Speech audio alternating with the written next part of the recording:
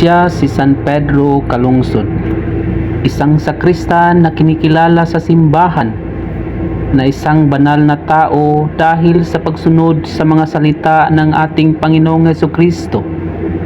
Ngayong araw ay ating inaalala ang pagkilala ni San Pedro Calungsod bilang isang santo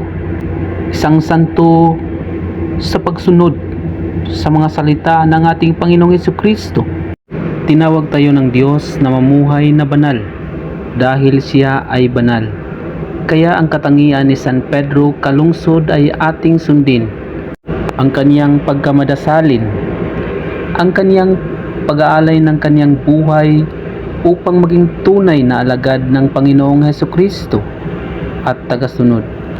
Kaya ngayong araw ay nagpaalala na magsisikap tayong maging santo upang ang ating kaligtasan ay masigurado.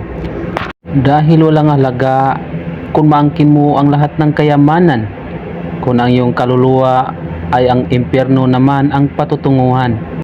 Si San Pedro Calungsod ay nauna na sa atin sa karya ng Diyos sa langit. Kaya maaari natin siyang tawagin upang tulungan tayong ipagdasal sa Diyos. Tulad sa Kanya ay makabalik din tayo sa karya ng Diyos sa langit.